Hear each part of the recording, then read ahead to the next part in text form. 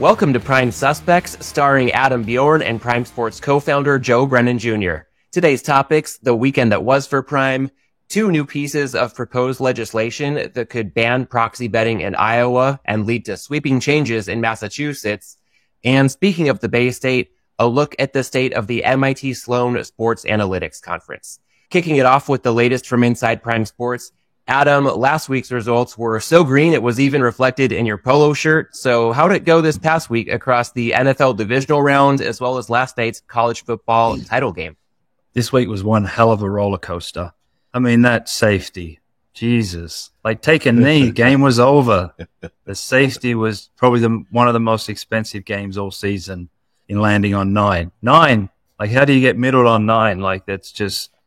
we just rolled into, again, one of the best games probably all year with, Washington and now likely Super Bowl winners after my tweet that the winner of the Super Bowl would come out of that game. Now, that was based on the Lions and the Bills was kind of my preach for 3 or 4 months, for the fans.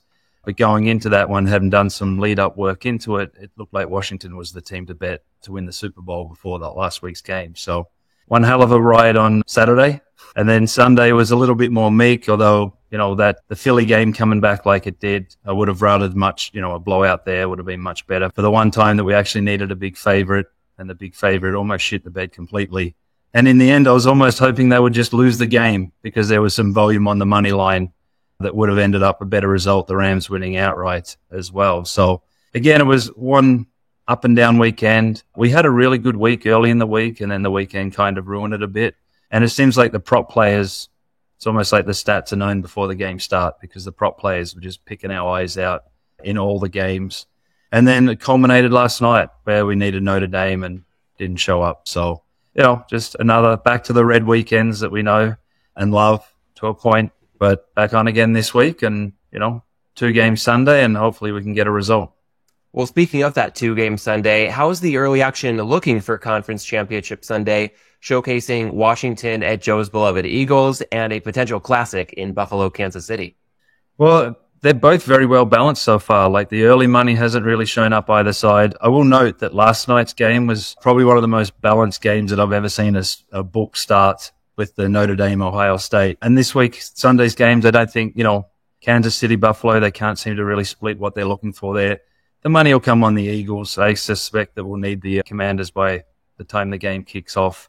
But so far, there's not that much action, but what it's been, it's both sides. And Joe, hearing Adam say Prem will probably need the Commanders by the time the game kicks off, I know we usually stick with him for the play-by-play in this segment, but how does that strike you as our resident Eagles fan? I mean, if the Eagles win but don't cover, I'm happy as a fan, but I'm not exactly, after last week's performance, feeling particularly optimistic for a win but don't cover. And right now, I think if we were offering a prop market on who's actually going to be under center for quarterback, I think I might have my money on Pickett rather than on Hurts, just based on the complete, very purposeful silence coming out of the Eagles camp regarding Jalen Hurts' knee. All right. Well, to quote the great Harry Doyle from Major League, he's not the best color man in the league for nothing, folks. So good to hear that from you, Joe. And Adam, sticking with those silver linings you mentioned from the roller coaster ride this past weekend, I'll say this to the audience. In case you haven't noticed, and judging by the attendance you haven't, Prime Sports has managed to win a few here and there and is threatening to climb out of the cellar. So moving on from the latest at Prime to some proposed legislation, striking some as just a bit outside, our water cooler segment this week brings us to 2 new pieces from Iowa and Massachusetts, respectively, one banning proxy betting and one bringing potential sweeping changes to Massachusetts. Joe, we'll kick it off with you for your take on the Iowa news. You posted on Twitter last Thursday, not a wise policy being pursued in Iowa, criminalizing proxy betting. If operators don't want it, they can handle it in their T's and C's and ban people. Most do. But states have a compelling interest to get more betting liquidity into the regulated market. To that, professional bettor and friend of the show, Spanky, replied, imagine serving a 1-year prison sentence for placing a $50 bet in Iowa for your buddy in another state. These legislators are complete morons. Joe, with that, go ahead and give us the rundown on what's happening in Iowa and how you foresee it playing out. Interestingly, when I put that up, that somehow became my most read tweet of all time. somehow beating out my never-ending rants about Philadelphia sports and Fan Kings. Obviously, a very pro operator bill. That's probably where it got its genesis from. I don't think any of the lawmakers in the Iowa legislature woke up and said, you know what we really need to do is ban proxy betting. And you often have this, Iowa's probably a test market for this kind of thing. It is an interesting thing to pursue, I think, while at the same time you had places like Massachusetts questioning the limiting of players, etc. As I said in my response, it really isn't in Iowa's interest to do something like this, to make their market more hostile to liquidity. When I made that statement, I had a lot of people dive in on my DMs, getting to like very specific things, deep dives on everything from limits to responsible gaming, things like this. I'm looking at this very much from the same kind of perspective that I looked at when we were looking at legalization. It was a very high level, and that's that the state has a compelling interest to try and ensure that as much as possible of the liquidity that's being bet in their state is being done so in a regulated, highly visible marketplace. Okay. The people who are using beards, using proxies are generally people who are being denied an opportunity to bet in that marketplace for whatever reason. Not getting into the judgmental part. This is merely to say it's not in Iowa's interest to create a disincentive for people to be betting into their licensed and regulated operations.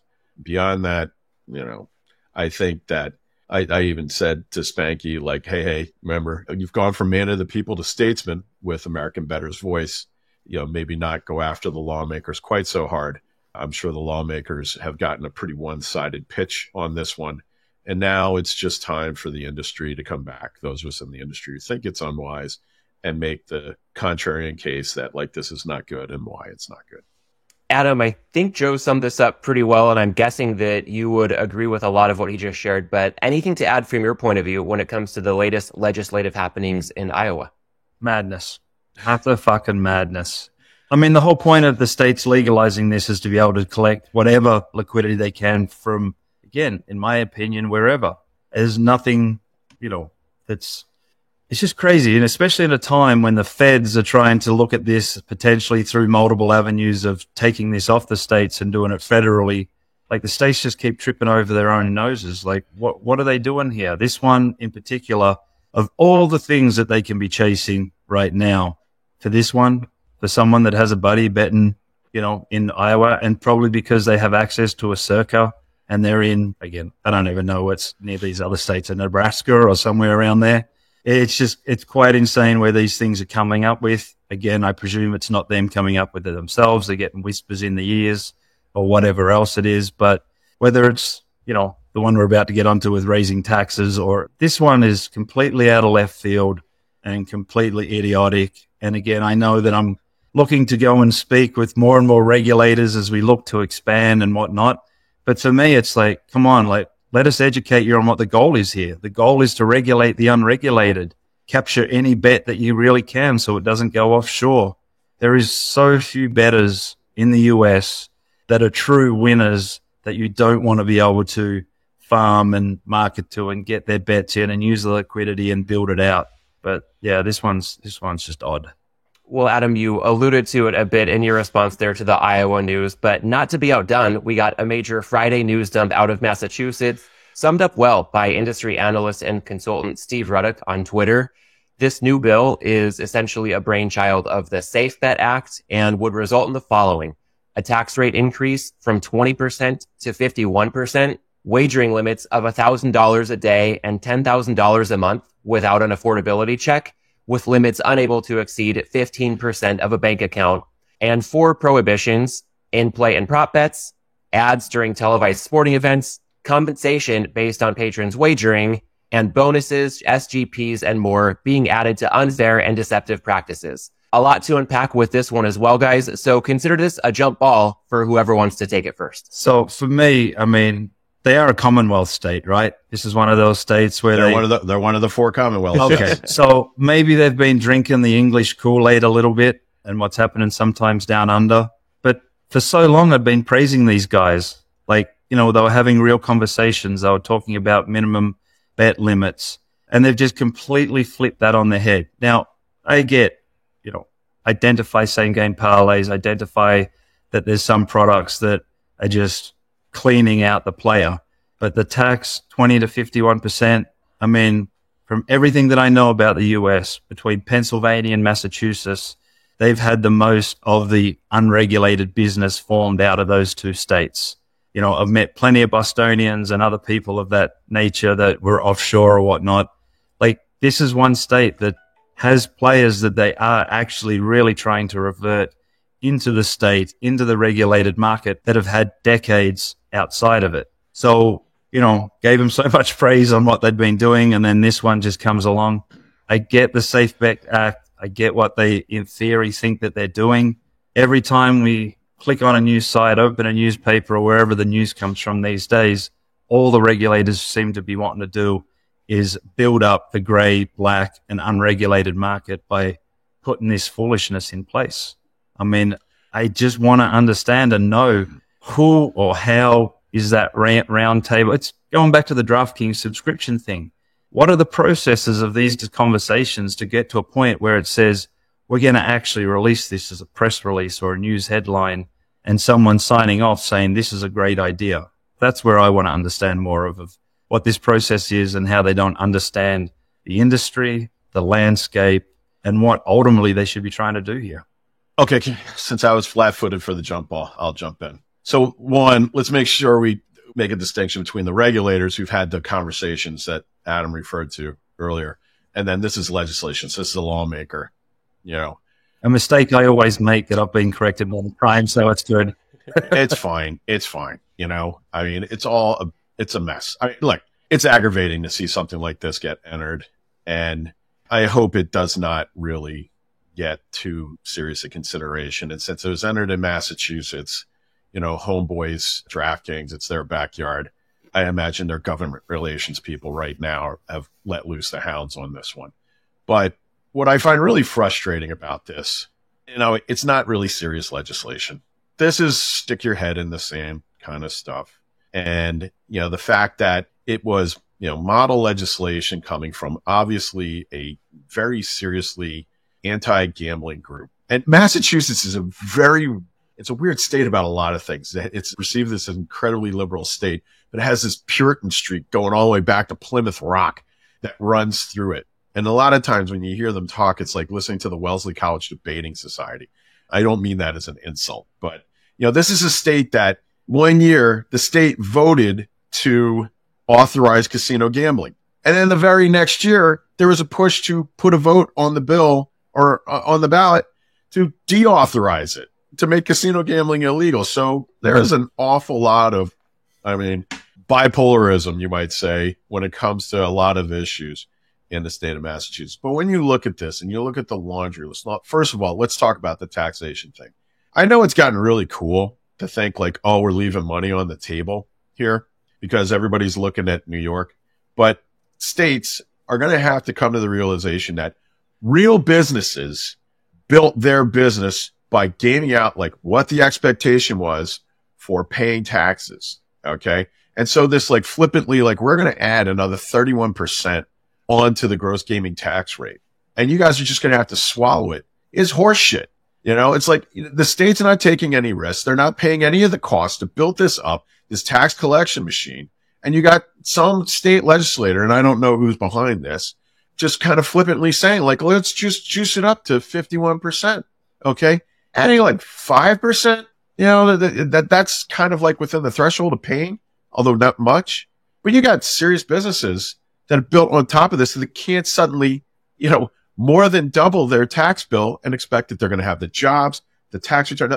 It just isn't it. Of course, that might be the purpose of this bill, because when you look at the other things that are tacked onto it, like the list of potential evils, in-play and prop bets. Okay, well, where's everybody at right now? Especially when you're adding SGPs to unfair and deceptive practices. It's not a serious bill. This is every bit a rant that sometimes people accuse me of going off on. This is a bunch of people who what they're trying to say is gambling is evil.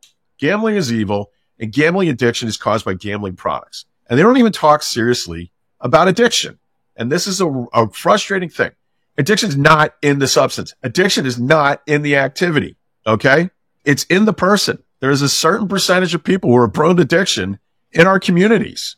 And this is not the way to address it by going after things that like if we eliminate in-play, we're going to reduce addiction. By going after prop bets, we're going to reduce addiction. Like that is not serious. That is not a serious approach to responsible gaming. And it's pathetic that the people who want to hold themselves up as people who are guarding against this don't get that simple fact. I will fight that one. I'll go to the mattresses on that one. That people are not taking it seriously when they propose those kind of changes. So commercially, the taxation thing, not workable. The things that they want to eliminate, laughable. As far as like the daily limits and things like that, look, there's already mechanisms in place. I sometimes wish these people would propose like, all they did was they copied and pasted from the UK, right? The affordability checks.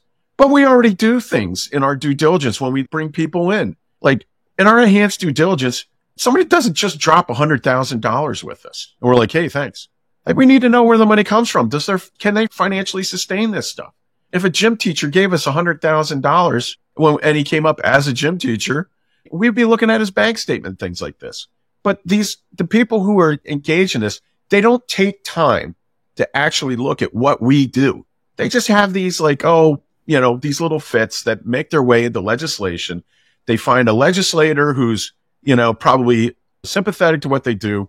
And they one-sided it, absolutely one-sided it. And again, like with the Iowa bill, we got to go back and we got to educate the guys in Massachusetts, or somebody does, and say, look, here's the other side of this. This is the consequence of everything that you're doing. And this is how this bill is not taking things seriously.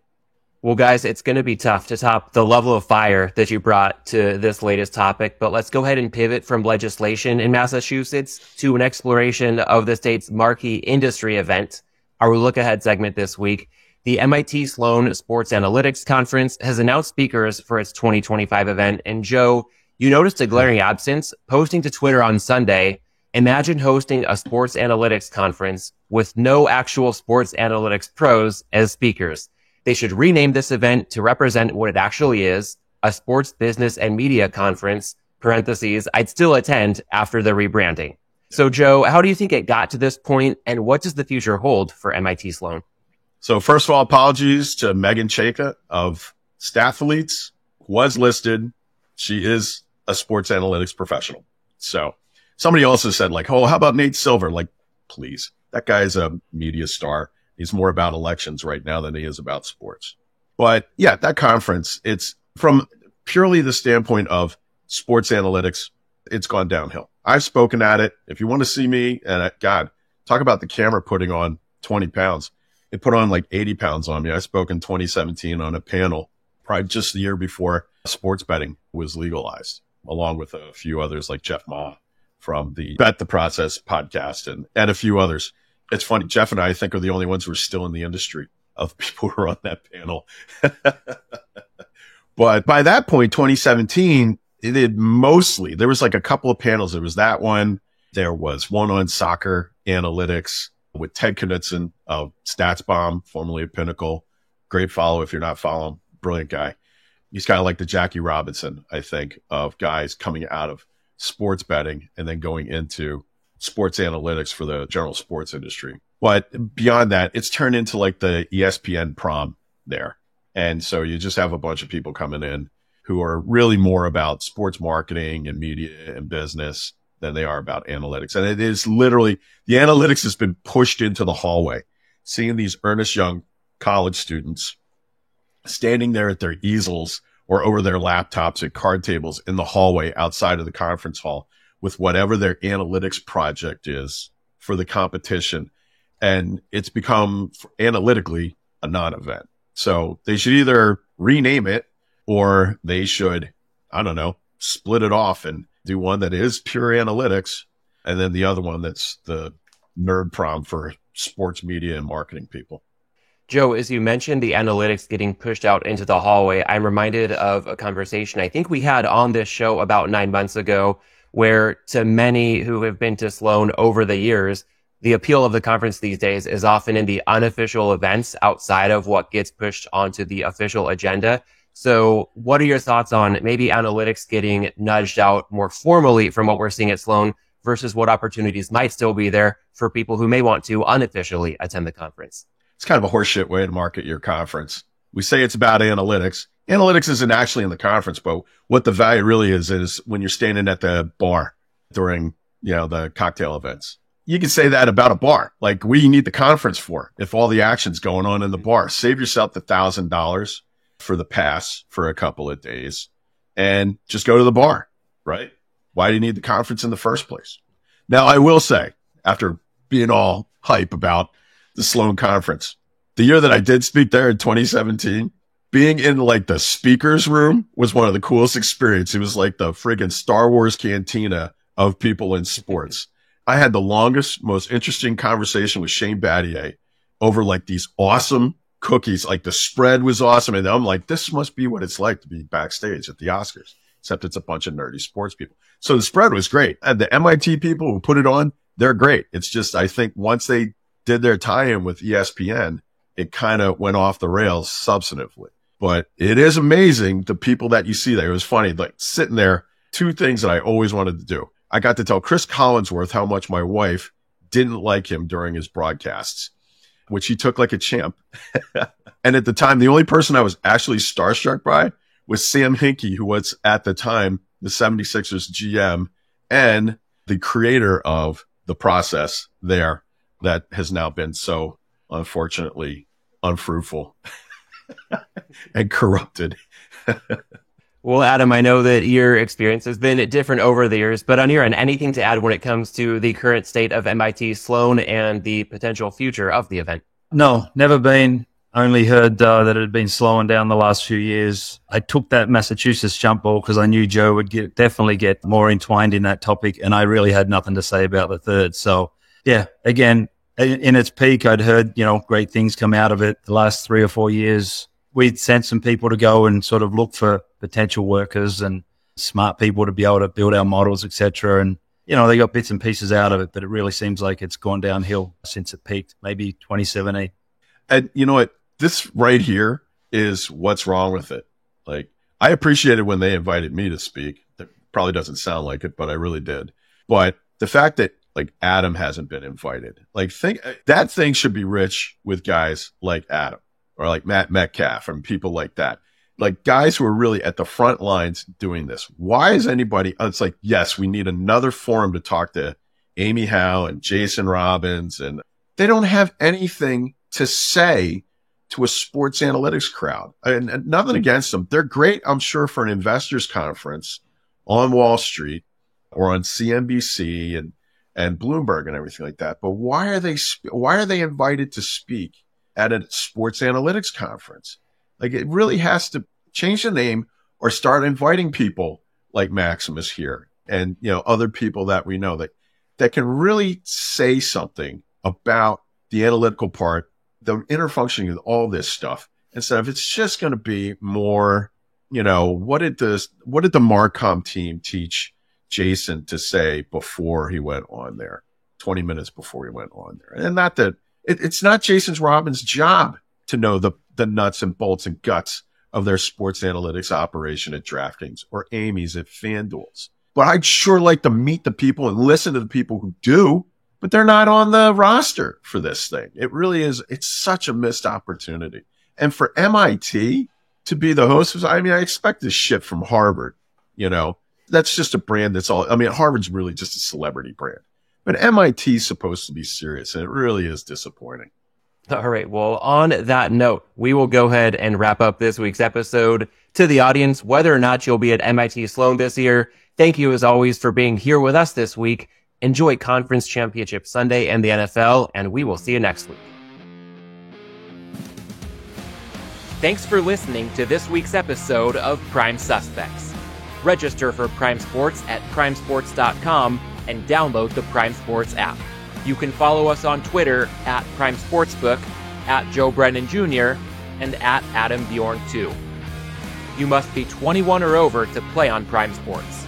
Always bet responsibly and within your limits.